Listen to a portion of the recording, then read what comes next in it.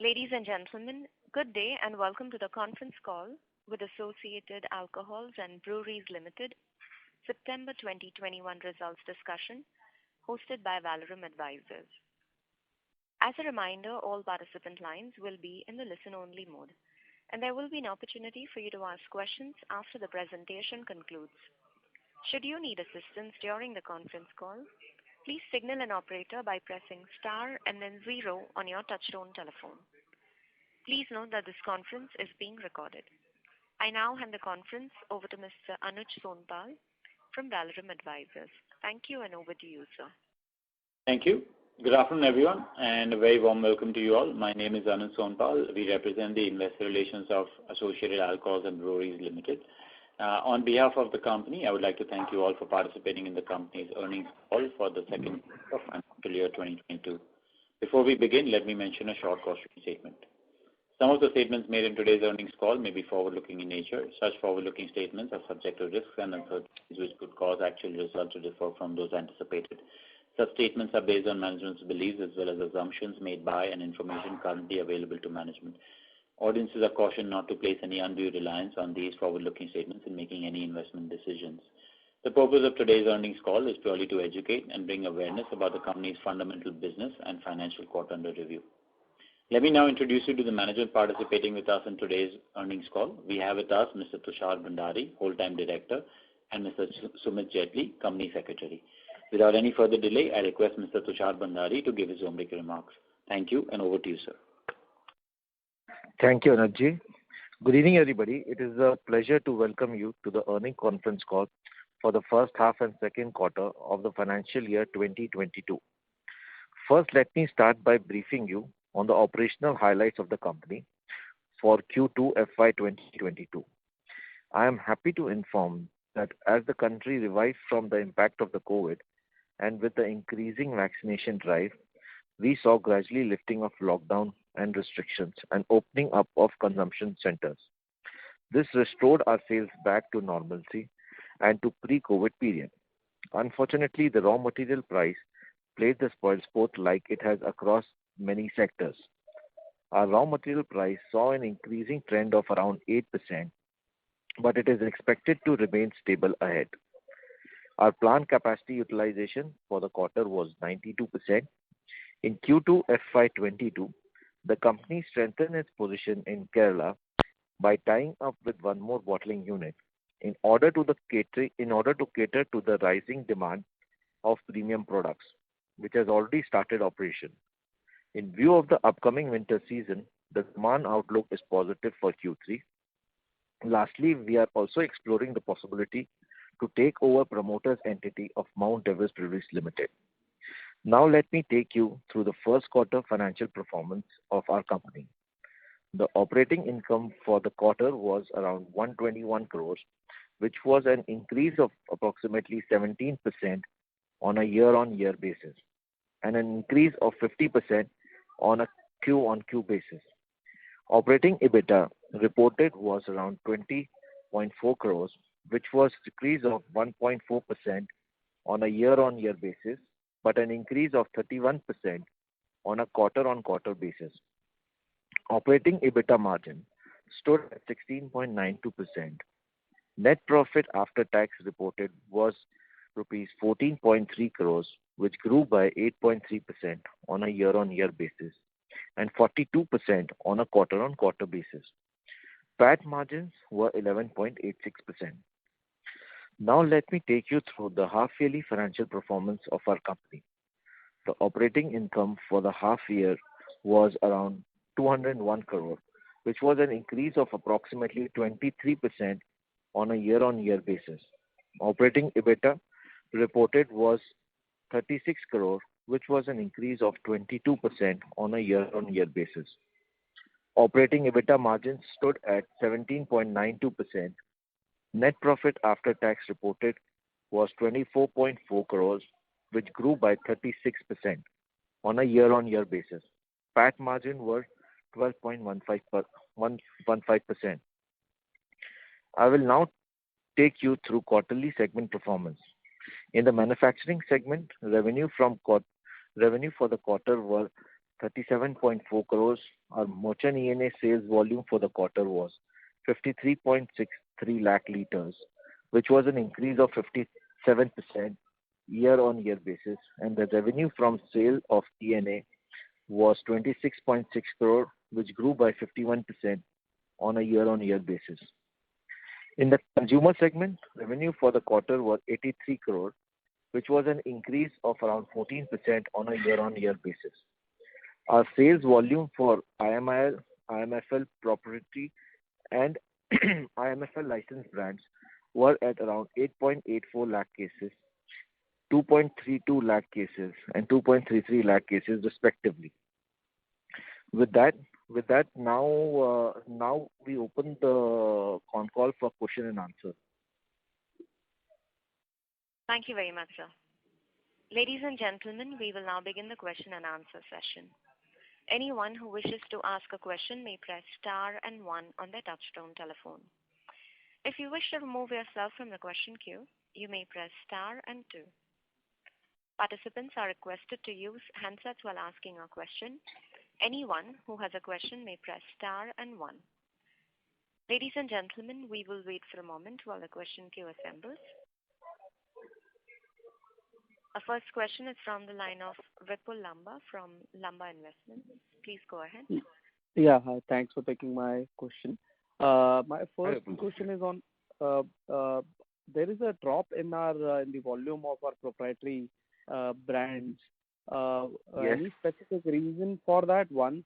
And second is how is our progress on the expansion which we are doing, and when do we expect it to get operationalized? And these two questions. See, there is a drop in a very slight drop in a proprietary brand. That is basically because of the two reasons. One is because of the Delhi policy. There was a lot of uncertainty in the Delhi policy in Q2, and shops were hardly open. Most of the shops were closed because Delhi was moving to a different policy regime, which will start in coming month. Next month, they will start a new policy. So shops were closed. And plus, apart from that, we intentionally did not supply because there was a risk of bad debt in the Delhi market because shop owners did not have a certainty. One reason was that.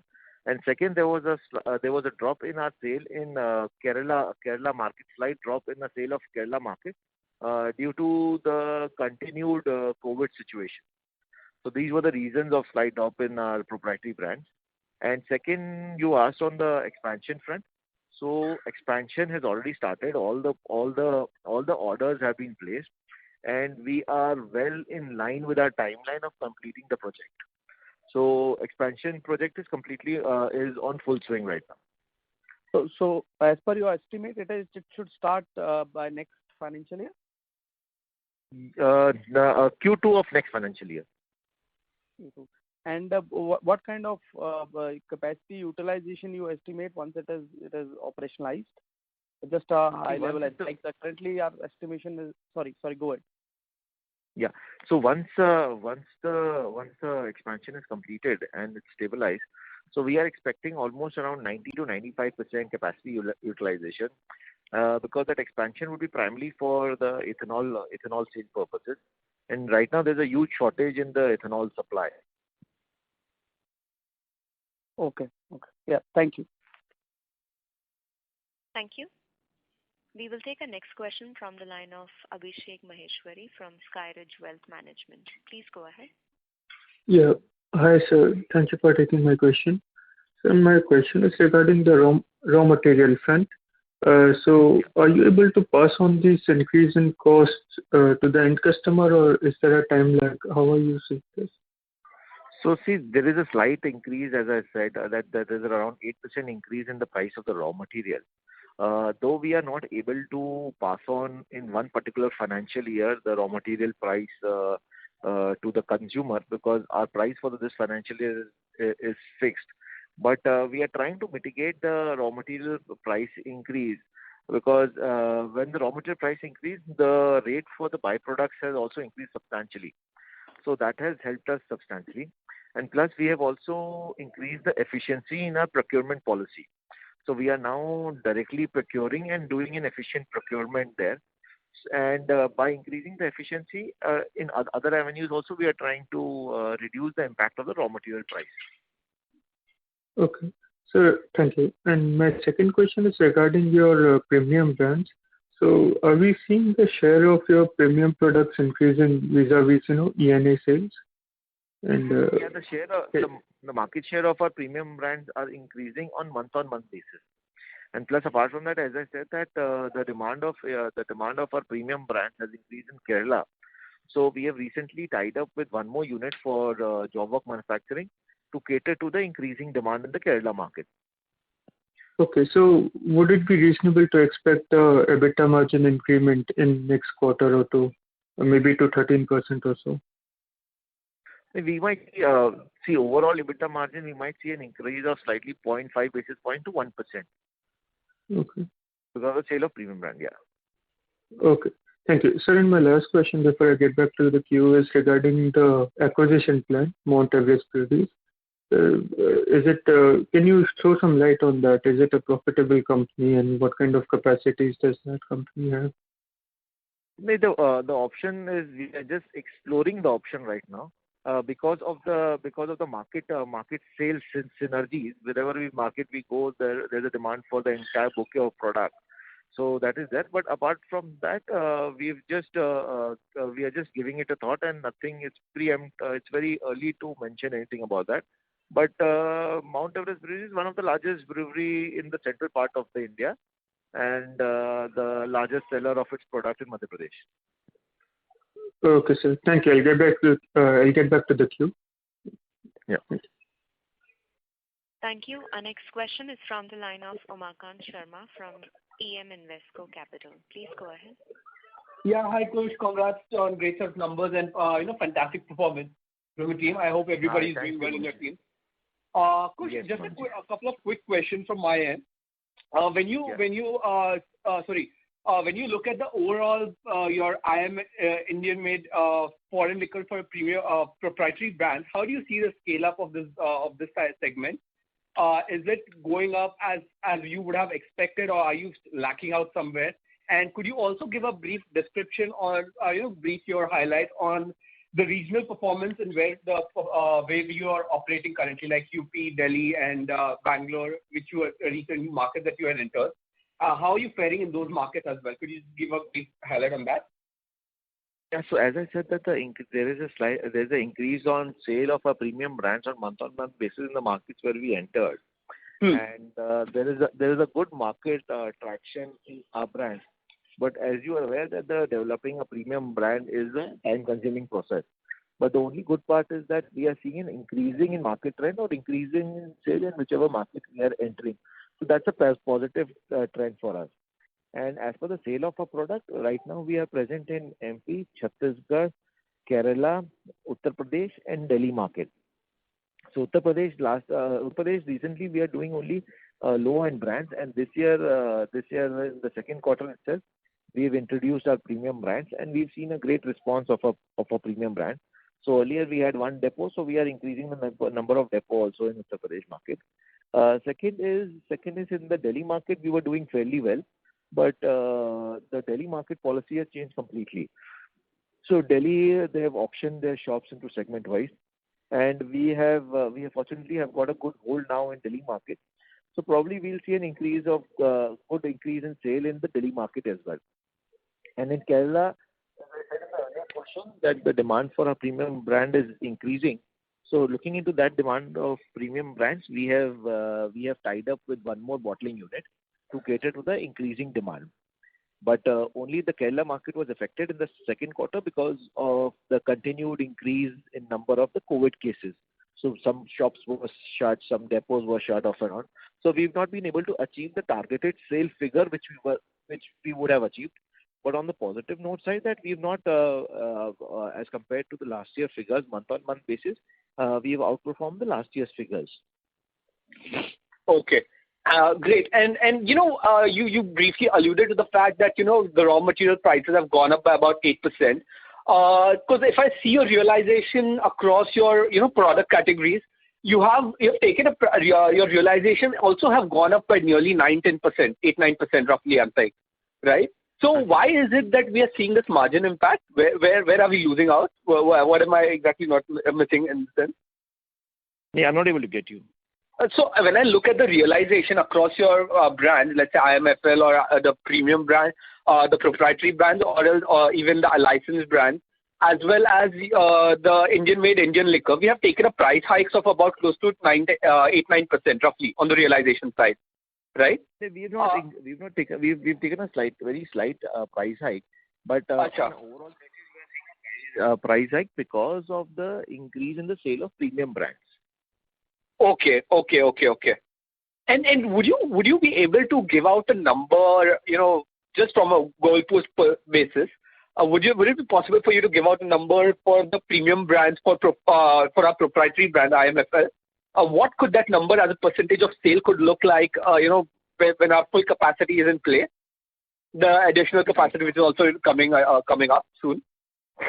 The additional capacity, whatever the additional capacity we are coming up with, most of it we will be consuming in the sale of ethanol. But whatever the ENA we are selling right now, so we will try and consume that ENA in the value-added products and sale of our own products. Okay. That's our target. So Okay. And one more question on this acquisition which you have started on this line of acquisition. I know it's very preliminary stages. But could you just tell me what's the logic behind this? Because I believe they are also present in the same market where you are now. So is it because of the capacity? Because we are already going for a capacity expansion organically. No. It's purely because of the business synergies. That company is purely into beer, and we are purely into IMFL. Okay. And the market we enter is the same, the market which we are entering. So it's purely the business synergies. That is the probable reason we are, and the growth of that company and cashing on that. So we've just put a preliminary thought, and now we'll be looking into it and exploring the options. So it is quite premature to comment anything on that. And if I may just ask, what could be so leaving aside, I don't want to get into numbers, but what could be the possible acquisition size that you would be comfortable right now? Not specific to Everest, but in general, because you are also having a capex plan. See, nothing has been worked on yet. So we've just discussed with the board, and as a lot of people are asking also that there is a lot of business synergy. So why don't you consider? So before starting the consideration, we informed the board in the board meeting. So this has been decided in the board meeting, and now the work will start on that. Okay. And just final question, would it be possible to give out a margin profile across these segments which you have given out? That is for ENA as well as the IMFL, the proprietary brand, licensed brand, and the Indian liquor. So on a broad basis, if you ask me, in the IMFL, in the ENA, there is a margin composition, a better margin composition of around 10 to 11%.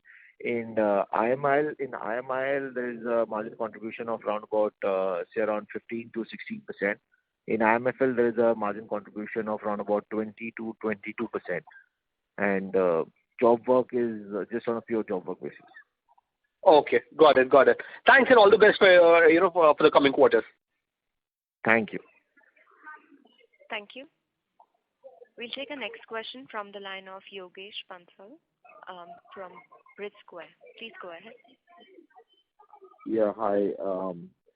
Hi, Yogesh. I have a couple of questions. One is that your EBITDA margin has, from the last year, it has gone down from it was 21%, now it's gone to 17%. So you think that about close to 400 basis points has been done because of the raw material increase? Yes, primarily it's because of the raw material increase. Raw material and everything has increased. Everything is on the increasing trend. So raw material and packaging material, but major impact is because of the raw material increase. So do you think it will continue like this for the next coming quarters? In the coming quarter, we are seeing the raw material pricing softening. So what is your expected EBITDA margin, operating margin? Will it be around 20%, 18%, or between 80-20 or 24-21%? Between 18-20%. That's 18-20%. Also, regarding this proposed merger, if possible, as you know that the promoters are both of the same, right? And so what are the numbers now? Just wanted to understand this. It may not happen, whatever it is. But what are the numbers are they doing, and what are the EBITDA margins they have? Just want to get a brief of it. See, primarily beer is a volume game business. The EBITDA margins are slightly lesser in beer market, but that company is selling now premium brands, and it's one of the largest brewery in Madhya Pradesh, and selling them the maximum number of cases in Madhya Pradesh, and also looking at that company is also exporting to other states also. So what are the revenue they're doing? Just maybe you can talk about last quarter or last year revenue and the margins. I can just get back to you on that because we've not worked out on the detail completely. And it's just so the basic, it's just the revenue and the margin. Number. Hello? Hello? Yeah. Hello? It's just the revenue of the last year. So last year is around 300 to 320 crores. 320 crores. And what were the EBITDA margins of there? I'll have to check and get back to you on that. So anyway, generally in a beer segment, there's a EBITDA margin of around about 8 to 10%. 8 to 10%. Okay. Thank you. Yeah. Thank you. Before we take our next question, we would like to remind participants to ask a question. You may enter star and 1. Our next question is from the line of Vipul Lamba from Lamba Investments. Please go ahead. So regarding the ethanol business, which we are doing the expansion, what type of margins do we see from margin profile do we see in that business? Yeah, sorry. Hello? Yeah, Lamaji, sorry. Can you repeat your question, please? Yeah. What type of margins do we see in the ethanol business for which we are doing the expansion, and kind of revenue which we'll get from the expansion which we're doing if the utilization is as per the plan? So basically the margin in ethanol business will slightly higher than the margins in ENA sale business. So it should be around about 11 to 12% margin that we are looking at. Okay. And it is linked with the crude price also. If it's for example, if in the next 6 months or a year it goes down, it will have not linked. It's not linked with the crude price, but it's definitely linked with the grain price. So in ethanol business, every product category has got a different pricing. Like ethanol from molasses has got different price. Ethanol from grain has got different price. So that government decides the price. So like on a contrary, if you see that the fuel prices have gone down, the government has reduced the fuel price before Diwali to around about 7 to 8 rupees per liter. But on the contrary, the government has increased the price of ethanol, given a 1.5 rupees increase in the ethanol price. Okay. So practically, you are considering the expansion in next say 12 months. Our revenue and profit after the expansion should be at least 60% higher from there when the project gets completed and operations. Definitely. Okay, fine. Thank you. Thank you. Any participant who wishes to ask a question may press star and 1. We'll take our next question from the line of Sunil Jain from Nirmal Bang. Please go ahead. Yeah, thank you very much for taking my question. Sir, my question relates to your expansion.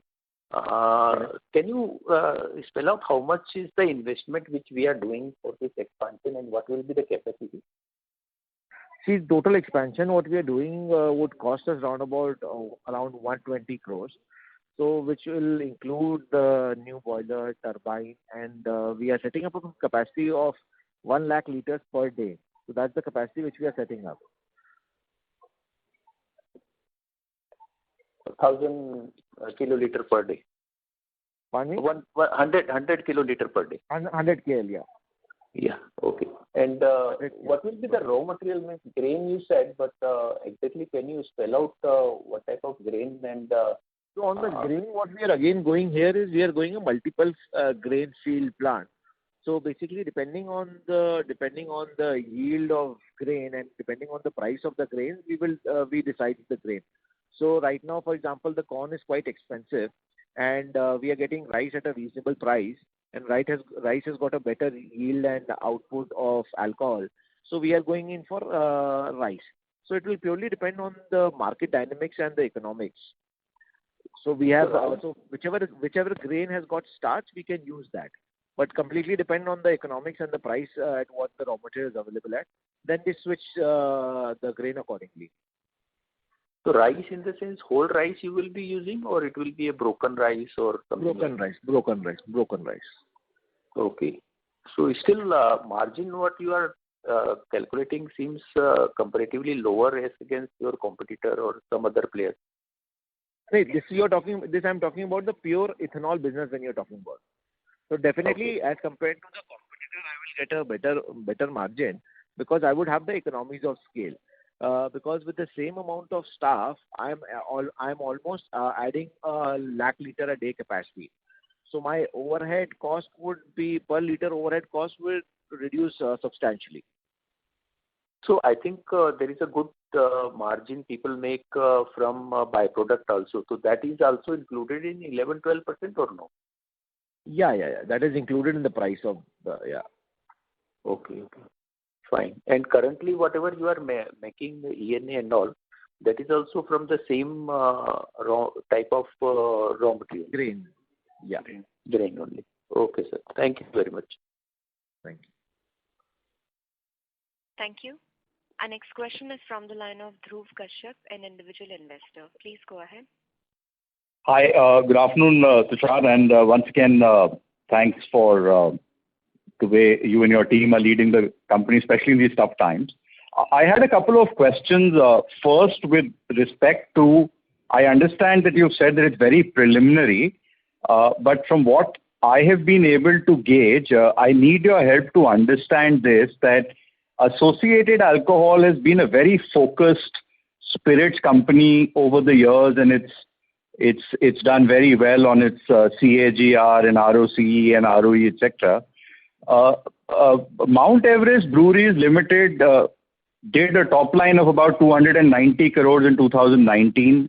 It dropped to about 250 crores in 2020, and it seems to have done about 143 crores in the first 9 months of the current financial year, with about a 3 to 4 crore loss.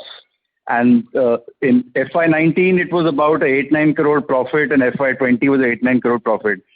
I am just not able to see the synergies between these two businesses at all, because one is such a margin accretive, profitable, you are up trading, you're trying to move from contract manufacturing to own brands. On the other is a beer business, which is a pretty low margin and only a volume game business. So I am failing to see the synergy unless there is a promoter synergy, that the promoter wants both under the same roof. Now, you see, apart from the major reason of it is that the synergy, because if you talk about particularly on a preliminary stage, if I talk about only Mount Everest Breweries, so Mount Everest Brewery is the fastest growing beer company in the country. So within last 10 years of its existence, it has moved from per month manufacturing capacity of 1 lakh cases per month to 10 lakh cases per month. Okay. Plus, apart from not only looking at a low margin business, Mount Everest is also into the premium brands and premium beer, craft beer and all. So the synergy, the only reason why we are exploring this option, or because there is a huge synergy, because whichever market we go na, so they have a combination. They want a combination of both a person who is able to supply. See, for example, if in Delhi market, okay, Delhi is privatized shops. So whichever player I'm going, they are asking for both beer and spirit. There are a lot of, the only advantage in beer is that there are only few breweries who can sell beer. Okay, but what happens when it comes into IMFL? So there is a huge entry barrier there. But what happens in the case of IMFL is anybody can have a bottling license or a bottling tie-up and start its own brand. So for example, tomorrow you can also have a bottling tie-up and start your own brand. So there's a huge entry barrier and there are very few players. So people look for beer first in their shops and then they are looking for IMFL. So there's a huge synergy whenever we go in outside market from Madhya Pradesh. So there'll be a huge synergy. So that is only exploring. And plus, apart from that, whatever numbers will come, if we see it's adding value to both the companies and it's adding value to the investors, then only we will take a call of mergers or something like that. So Tushar, if I've understood you correctly, what you're saying is that outside MP, it is easier for you to get a foothold into the store if you carry both beer and spirits. And it's sometimes in markets like Delhi, you get an entry into the shop through the beer into the spirits. Have I understood you correctly? Yeah, just an example, that's what I'm giving. Delhi is just an example what I've given. No, I understand that, but that's what you were saying. So it's a piggybacking on each other's distribution sort of entry, so to speak. Is that correct? Is that what you're saying? Yeah. Because if I look at the financials, on 300 crores of top line, if you do a profit of 8 crores, it's a 2.7% PAT margin versus associated alcohol being on between 12 to 15. So from a financial synergy, I'm just not able to understand why such a focused and profitable spirit business would like to get into such a dilutive and completely volume, almost like retail moving to wholesale kind of a business. If I was to give you another example of another category, from a financial synergy, I just can't understand why Associated would want MEBL in its portfolio, unless, as I said, it's to suit the convenience of the promoters. No, the financial synergies is still to be explored. So we just put there's nothing that we just want, there was a thought which had come up, so we just wanted to put it on the board and keep the investors informed about it. So we are not sure whether permission. I'd like to add something. Mr. Dhruv, see, basically when you are going to analyze the financial of Mount Everest, so I think at this platform, at this juncture, we could not explain it that the sales proceed and the realization factor. Because the Mount Everest also do work or job work for some of the leading MNCs or the leading beer brands. So it would at this point it's very it would be very very nascent stage to say कि भाई उसका जो financials का top line है और जो numbers PAT के EBITDA के बन रहे हैं उसका it would be too early to comment on it right now. Sir, I understand it's early to comment, but as an informed investor, I know each and every financial of MEBL. I know that it does job work for UBL and so on and so forth, and which brands of UBL. So as an investor, I am preempting because one fine day your board will decide and say the merger is done. Then what's the point of me raising the concern then? So I am just raising it as an informed investor that these are my concerns, because normally when these entities are merged for promoter convenience, it is always the minority shareholder who is shortchanged. So I am just raising the concern. You might say it's too early, but every financial of MEBL I know. There's nothing new that I'm going to get to know later. Sir, financials are domain. Everybody is having access to it. So that is not a point. That we do understand. Yeah, but see, we are just... So you're going on saying it's too early. I'm just saying that I am voicing my concern because there's no other forum to voice it. When later you come with a final decision, it's too late. Absolutely well taken care of. So that's why we also wanted to, before giving it a thought also, we wanted to have it in a public domain, and we wanted our investors to be aware that something like this is being considered. So there is no decision made, so things will happen and the working will happen. And then if we feel it feasible, then only we will take a decision on it. Great. Tushar, I had nothing against this. I just wanted to voice my view, and I thought this is the forum to do it, so I voiced it. Right. The second question, Tushar, I had was that on this expansion that is going from 4.5 crore liters to technically 7.5, but actually 8.5 crore liters, you are saying this will come on stream in Q2. So I'm assuming sometime in July, August, September of 2022, it will come on stream. Now, if that is correct, can you just help me understand the mix that in 8.5 crore liters versus the 4.5 crore liter currently, how do you see the mix evolve in terms of IMIL, IMFL, own and contracted, as well as ethanol and ENA and likes of that, so that one can just understand what will the company's revenue and margin picture look like 1 or 2 years from now? Okay. So basically, whatever the additional capacity which will come, okay, that will be primarily and solely be utilized in the sale of ethanol. Okay. And right now, whatever ENA what we are selling, round about say on an average of around 15 lakh liters per month. So that we will try to convert to the maximum into value-added products. Okay, so if I've understood you correctly, that almost half in the future you are trying to put it into IMIL, IMFL, both contracted and own proprietary brands from the current 4.5 crore liter, and the other 4 crore will go purely to ethanol blending. Is that correct, or is my understanding wrong? Yeah, absolutely right. So then how will the margin profile evolve? See, the margin profile will evolve because here I'll be selling the pure ENA, right? So instead of pure ENA, I'll be selling the value-added product. Okay, one is that. Second is that my EBITDA contribution in my overall sale of ENA or in ethanol would increase due to economies of scale. So with the same amount of staff, I will be able to increase with the same amount of staff, I will be able to double my capacity. So my overhead cost per liter will reduce substantially.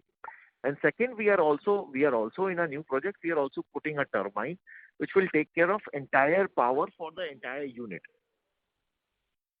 So apart from the regular factors, these are the factors which will increase the margin. So would it be fair to say that the blended EBITDA at the destination state of 8.5 crore liters would be somewhere the same as now, which is 18 to 20%, or would it be more, or would it be less? Somewhere around the same. So there won't be any improvement in overall margins because of this expansion. Yeah, but only if the the margins will slightly increase because only that contribution will come because of the increase in the sale of the value-added products and the premium brands. Yeah. Because during the course of action in next 6 months to 8 months, we are also launching certain premium brands like the super premium brand, like a premium gin and a premium blended scotch. And we are also working on a single malt, but that is a time-consuming process. That will take time. Okay. So fair to say that it will remain at about 18 to 20% EBITDA margin in the destination end state because the current 4.5 crores hopefully all migrates to value-added products. So it increases the margin because the ethanol part will come down or become zero. And the ENA part. And in the other 4 crore that we'll add, the liters will all go towards ethanol blending, which is more at about 11-12% odd margins. 12 to 13%, yeah. So blended will remain at 18 to 20% at a company level all put together. Is that a fair assumption, or will it come down or go up a bit? No, that's a fair assumption.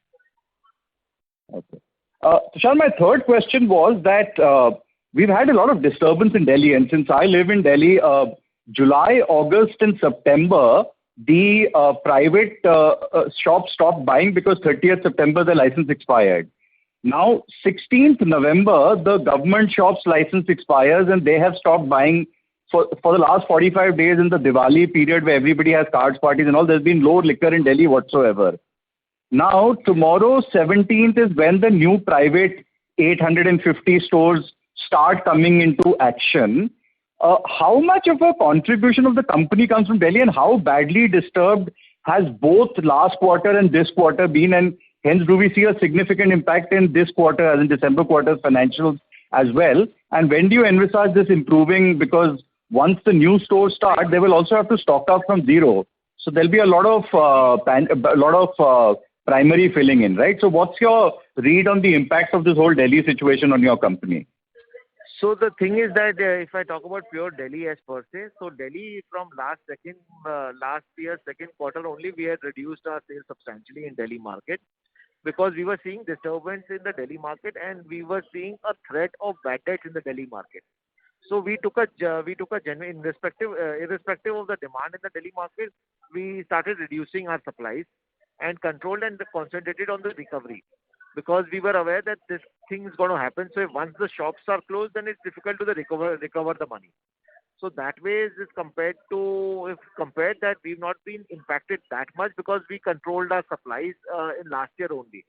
But now, in going forward, we are seeing a strong contribution to come from the Delhi market, because we have tied up with one of the major, as you're from Delhi and you're aware that most of the shops were auctioned in group wise. So one group has almost 25 shops. So we have tied up with the major player who holds almost 40% of the Delhi shops.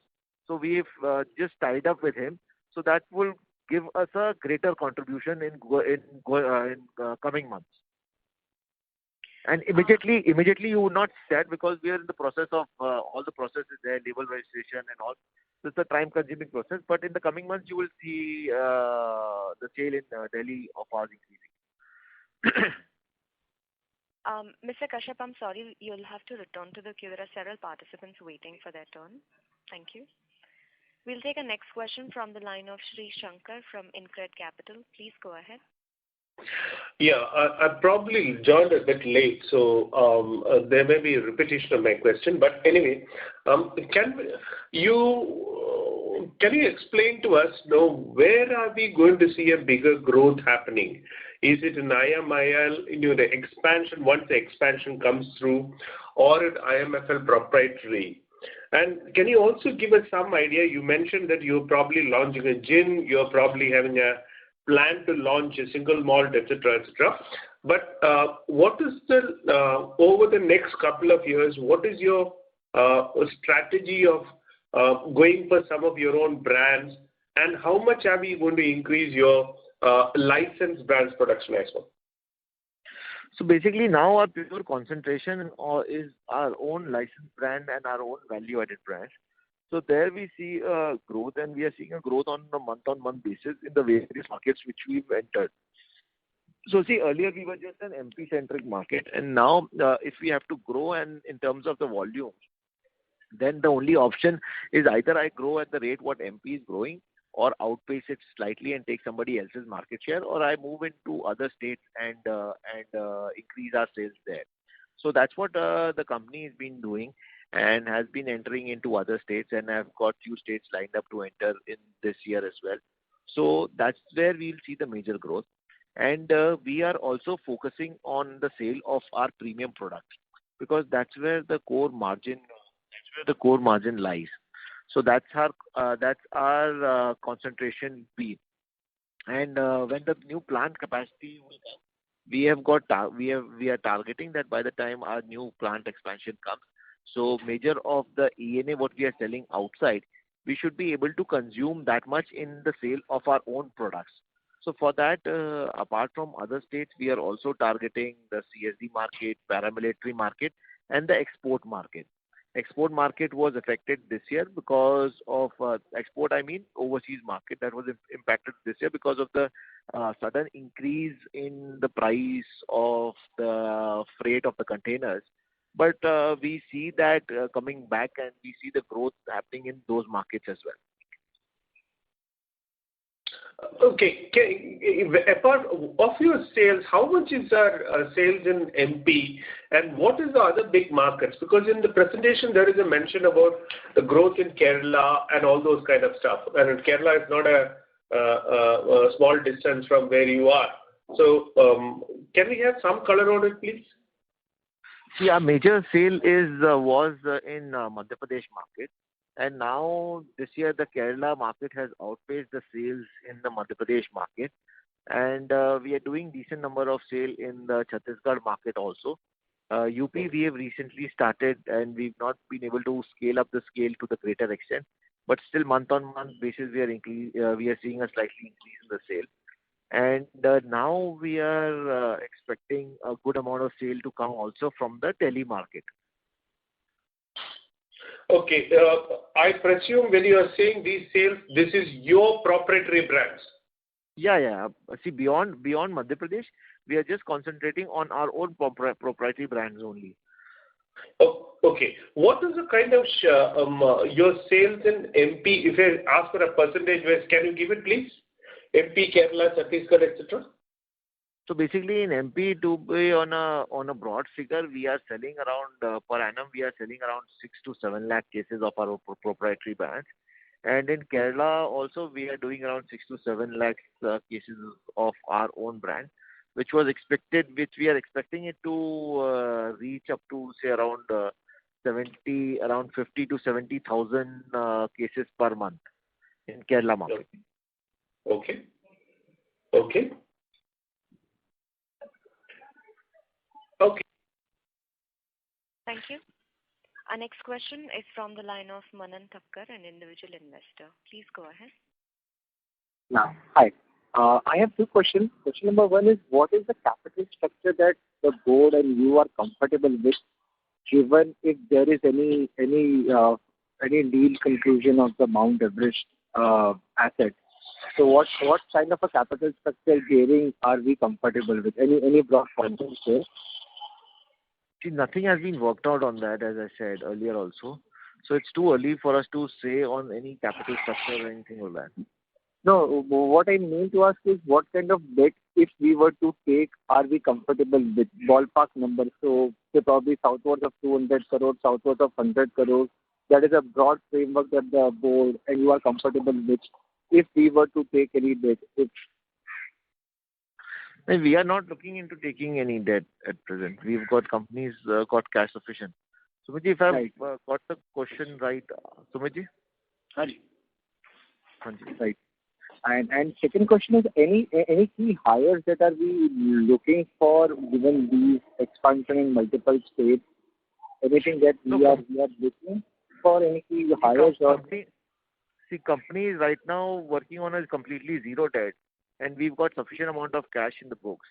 And plus, apart from that, the funding would be done primarily from that. And the cash is also getting generated every quarter. So we are not looking at raising any major debt. Right.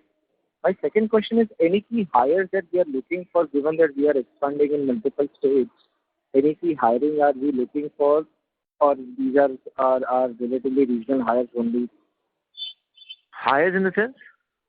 Any key employees or expanding our team? Are we any key employees? That we are definitely looking into it. So we are looking into a few people across, because when we are expanding into we need some senior people to take care of it. So we are in process of doing that. So we are incentivizing with some ESOPs and or it could be payouts only. It's pure payouts. All right. Thank you. Thank you. Our next question is from the line of Mandeep Choksi from Acme Finserv. Please go ahead. Yeah. Congratulations to the team for the great set of numbers. Thank you, Mandeep ji. Yeah. I have one question. Since the margins in the premium segments are on a higher side, we are seeing many companies focusing more on the premium segment these days. Yeah. So how are we as a company planning to place our product amongst the competition? So basically, as I said earlier, that we are also looking into the increasing sale of our premium products, and that's where our focus has been. But the whole thing is that whenever you enter any new market space, so there is a few certain amount of setup cost involved towards it. So we try and enter with the lower end of the product, and then when the lower end product volume increases, we introduce our premium brands. So on the premium brands front, we've got a premium whiskey, we've got a premium vodka, and we've got a premium rum, which we are concentrating on increasing sale of that, and we are seeing a month-on-month increase in the sale of those products. Plus, apart from that, we are also getting into the super premium segment. We are in process of developing a super premium gin, which should be out in coming 2 to 3 months. Plus, apart from that, we are also coming out with a super premium blended Scotch whiskey. So that we are looking at. And in future, with long-term process, we are also exploring the option to come out with a single malt and setting up a malt plant. Right. Since the thing is, outside of Madhya Pradesh, we hardly find your brands anywhere in the market. I mean, take it Maharashtra or say Rajasthan or say Goa or anywhere. Yeah. So that's what I'm saying, that we are exploring options into entering into other states. So we have started our sale in, say, for example, Kerala. We are doing good amount of sale in Chhattisgarh. We have started our sale this year in UP. See, because the markets which you enter, you have to work out on a lot of dynamics as well. because liquor Right. market is totally different from any other market. So in liquor, every state is a different country altogether. Every state has got its own policies. So you have to look into the profitability also, because we believe generally that we don't want to enter into any state and put a dent to it just to increase the top line. We don't believe in putting a dent on our bottom line. So we concentrate on that, and looking into that, we enter into any other states. So certain states which you said, like for example, say Rajasthan. So Rajasthan is a very, very low market wherein you don't get any realization. And especially sending from outside Rajasthan, it will not be feasible. You will be under losses. So we don't prefer that. Right. So that's how we evaluate, and we've hired a senior person from who was in USL. So he's guiding us on which markets to enter and what route to strategy we have to take. So maybe in coming days, your advertising spend might increase. Our spend in? Advertising. No, we don't generally believe in advertising. We believe on a completely bottoms-up approach. So we try and see, because again, in liquor market, the route to market has to be completely different. Advertising is done primarily on a major front to create a brand loyalty, okay, to maintain the brand loyalty. But we concentrate on increase on the ground level, that is incentivizing the sales. Right. Yeah. Okay. Yeah, that's it. Thank you. Thank you. Our next question is from the line of Shanti Patel from Shanti Patel Investment Advisors. Please go ahead. Good afternoon, sir. My question is, after this expansion gets completed, what will be the return on capital employed and return on equity? That is first question. Return on capital employed and? Return on equity. Equity. Okay. So after the expansion, so we are seeing return on capital employed, like we are seeing a break even should come around in 3 to 4 years time. So that's what our target is. And plus, apart from that, we will be able to compete and we will be with the new expansion coming in, we will get a better margin contribution, because with the same amount of staff and same amount of fixed cost, we will be able to increase our production to almost double our production. No, sir, that I agree with you. But approximate some idea about the return on capital employed and return on equity. Approximate. Sumit ji, आप working share कर सकते हैं क्या? Numbers will be shared to Anuj ji, Shanti Patel ji. Sorry? Sir, we will share it with Mr. Anuj Sonpal. You can contact our IR, Investor Relation Agency. Okay. You don't have just now? Don't have handy, sir, right now. Approximate figure also? No? Okay, tell me, what is the return on equity and return on capital employed today? Around 30%. 30% is what? Return on capital employed or return on equity? 20 to 30% it is return on capital employed. And return on equity? Around 22 to 23%. Oh, okay. Thank you very much. Thank you. We'll take a next question from the line of Abhishek Maheshwari from Skyridge Wealth Management. Please go ahead. Yeah, thank you for taking my question again. So I wanted to know that in your previous calls you had indicated that the new capacities will be used primarily for alcohol business, and if it's more economical, then the capacities will be used for ethanol. But now something seems to have changed and you're primarily focusing on ethanol. So can you talk about that a little? See, basically we are going in for a dual mode plant. So primarily wherever we see an opportunity, we will sell our products into that. But right now the opportunity is more on the ethanol option. In coming years, at least 3 to 5 years, we are seeing a greater opportunity and greater price realization in ethanol segment. And plus, apart from that, looking into the incentives which the government is providing for ethanol manufacturing. So that's how we've staged the strategy and we move towards ethanol. And plus ethanol, we will also get certain amount of GST credits and all. So that's why we changed our strategy and moved into ethanol. Okay. And sir, have you started talking to OMCs? regarding contracts and all? Yeah. We've already contracted. We've already contacted the OMCs, and we have already participated in the future tenders of the OMCs. So and these will be income from. Okay. Sorry. Tender of quarter-wise, annual tender of quarter-wise. So when we expect our plant to be commissioned, so for that particular quarter, we have already given our consent for supplies. Okay, so the orders will be tendered in on quarterly basis, so you'll have flexibility in case you want to shift to ENA business and all. Yeah. See, right now, for at least next 3 to 4 years, we see there will be a huge shortfall in the ethanol space.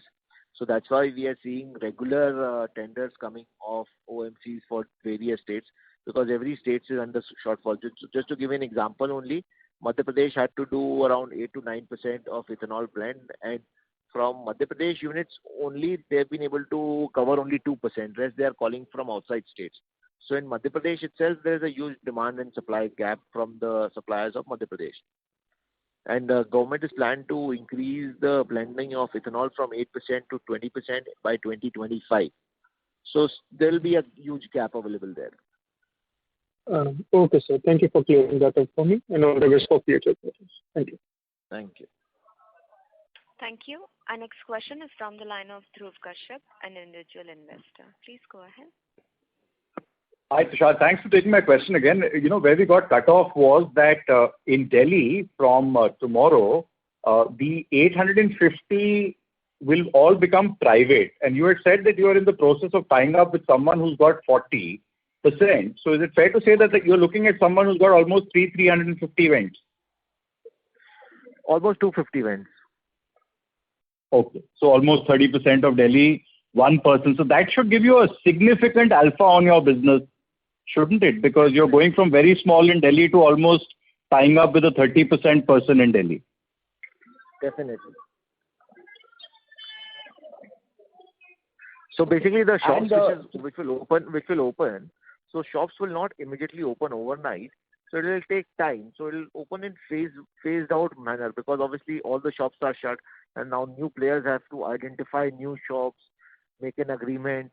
So for that, earlier they had made an agreement that you'll be able to open only where the commercial spaces are open, commercial spaces are available. But that is not the case. Like in most of the places, you don't get proper commercial spaces in Delhi.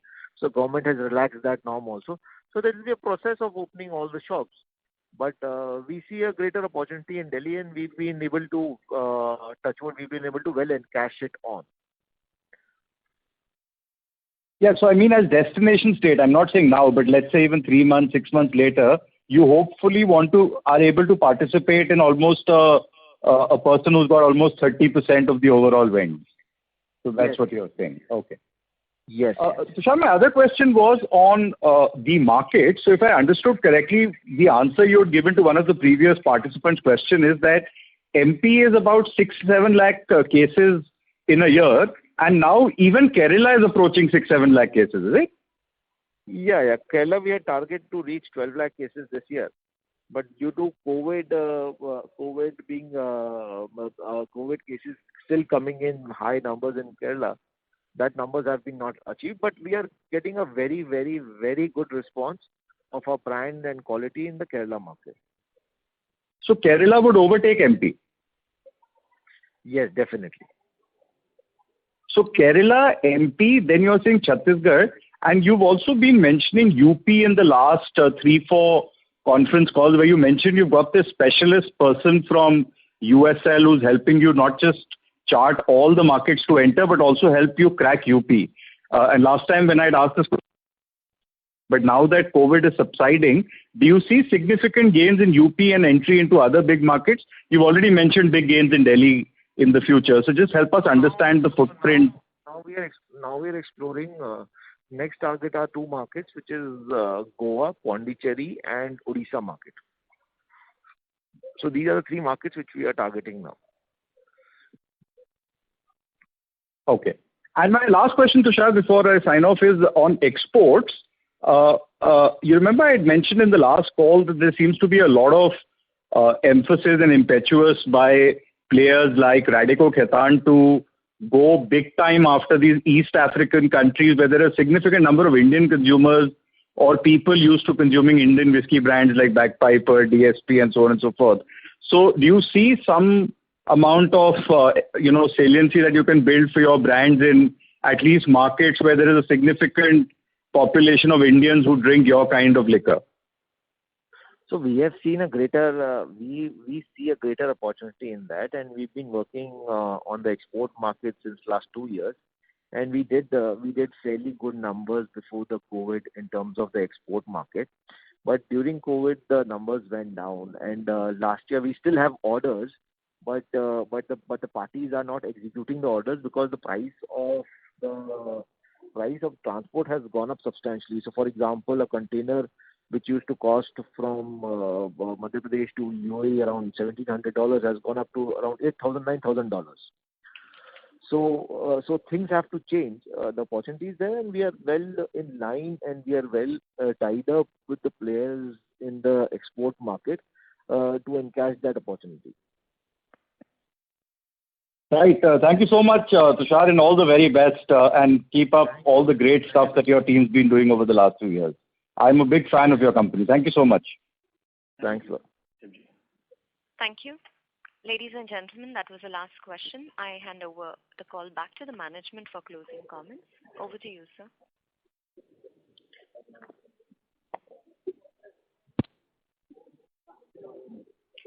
Over to you, Mr. Bhandari, for closing comments. Hello? Yes, Vishal. I would like to thank all the participants in participating in this earnings call. I hope we've been able to answer your questions satisfactorily. If you have any further questions or would like to know more about the company, please reach out to our investor relations managers at Valorem Advisors. Thank you. Thank you. Ladies and gentlemen, on behalf of Associated Alcohols and Breweries Limited, that concludes this conference. Thank you for joining us, and you may now disconnect your line.